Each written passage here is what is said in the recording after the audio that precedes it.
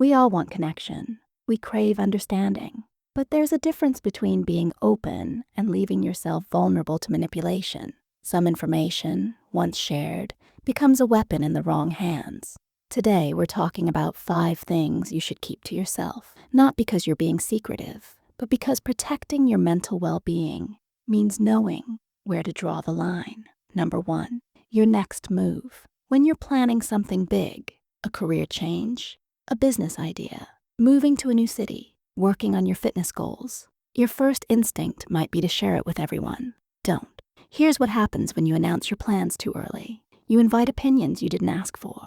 Suddenly, everyone becomes an expert on your life. Your cousin who's never started a business tells you why yours will fail. Your friend who's unhappy in their own job discourages you from leaving yours. These aren't just annoying conversations. They plant seeds of doubt that grow into anxiety and second-guessing. There's also something called social reality. When you tell people about your goals, your brain gets a small hit of satisfaction, as if you've already accomplished something. Researchers have found that when we talk about our intentions, we experience what's called premature gratification. We feel good without doing the work. The motivation that should fuel your actions gets wasted on conversations instead. And let's be honest about human nature. Not everyone wants to see you grow. Some people are comfortable with you staying exactly where you are because your progress reminds them of their stagnation. They'll smile and wish you luck, while secretly hoping you don't succeed. They might even sabotage you without realizing it, sharing your ideas as their own, or spreading rumors that undermine your efforts. Keep your plans quiet until they're solid enough that outside opinions can't shake them. Move in silence. Let your results make the noise. Number 2, your financial situation. Money changes how people see you, and rarely for the better. Whether you have a lot or a little, talking about your finances creates problems. If you're doing well financially, people's attitudes shift. Some will start seeing you as a resource rather than a person. The requests begin subtly. Can you cover lunch? Can you lend me some money? Can you invest in my idea? Before you know it, you're not a friend anymore. You're a bank. And when you say no, because you have every right to say no, you become the villain. They'll call you selfish for not sharing what's yours. Others will resent your success. They'll minimize your hard work and attribute everything to luck or privilege. Your achievements get dismissed, and their bitterness becomes your problem. These relationships become transactional and exhausting. On the flip side, if you're struggling financially, people might use that information against you. They'll see you as less capable or less reliable. In professional settings, this can cost you opportunities. In personal relationships, it shifts the power dynamic. Some people feel superior knowing you're in a tough spot, and they'll remind you of it in subtle ways that chip away at your self-worth. Your financial situation is your business, period. The people who need to know will know. Everyone else is operating on curiosity, not concern. Number 3, your family problems. Family issues are complicated, emotional and personal. Sharing them widely is a mistake that many people regret. When you vent about family problems to acquaintances or colleagues, you're giving them a story they didn't earn the right to know. They'll form opinions about people they've never met based on your worst moments. And here's the thing about family conflicts. They often resolve. You forgive, you move forward. But the people you told don't forget. They'll still see your family through the lens of your complaints, and they'll treat them accordingly. This creates awkward situations and lasting damage. There's also the issue of bias. When you're upset, your version of events is filtered through emotion. You might exaggerate or leave out context. The people you tell will validate your feelings because that's what friends do, but they're making judgments based on incomplete information. This validation feels good in the moment, but doesn't actually help you process or resolve anything. Sharing family problems also gives manipulative people leverage.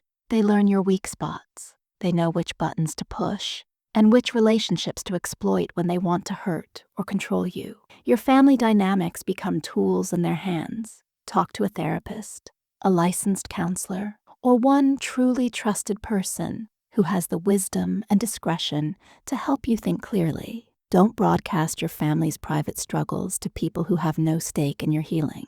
Number 4, your good deeds. This might seem counterintuitive, but constantly talking about the good things you do for others strips those actions of their meaning and creates unexpected problems. When you help someone, that should be enough.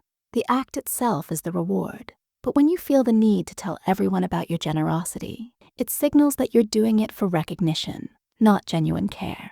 People sense this. They'll question your motives and wonder if you'll use their vulnerability as a story later. Broadcasting your good deeds also creates expectations. People start to see you as someone who's always available to help, always willing to give. You become the go-to person for every problem, every request, every crisis. Your boundaries disappear because you've built an identity around being helpful. And when you inevitably need to say no, because you're exhausted or overwhelmed, people feel betrayed. You set yourself up for resentment from both sides. There's a psychological term called moral licensing. When you publicly celebrate your good actions, your brain decides you've earned the right to be less generous later. You've already gotten the social reward, so the internal motivation to keep helping decreases. You become performative rather than authentic. Help because it matters, not because it makes you look good. Real compassion doesn't need an audience. Number 5, your insecurities. Being vulnerable is healthy in the right context with the right people. But sharing your deepest insecurities widely is like handing out maps to your weakest points. When you tell casual friends or colleagues about what makes you feel inadequate, you're trusting that they'll handle that information with care. Most won't. They'll remember it. And in moments of conflict or competition, they'll use it. The thing you're most sensitive about becomes their ammunition. They'll make jokes that hit too close to home, offer fake sympathy that feels like pity, or use your insecurities to make themselves feel superior. Even people without bad intentions can hurt you. They might bring up your insecurities in front of others without realizing how much it affects you. They might offer unsolicited advice that makes you feel worse. Their awareness of your weak spots changes how they interact with you, often in ways that reinforce exactly what you're insecure about.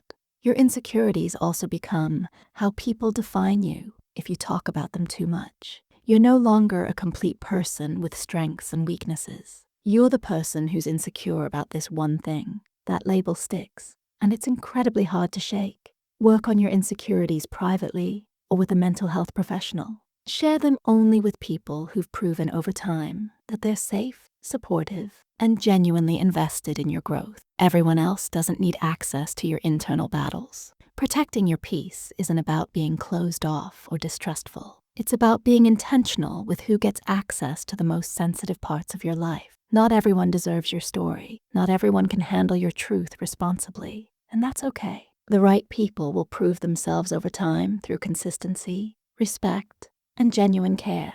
Those are the ones you can open up to. Everyone else gets the version of you that keeps you safe while you build the life you deserve. If this resonated with you, hit that subscribe button and drop a like on this video. And here's something I'm curious about.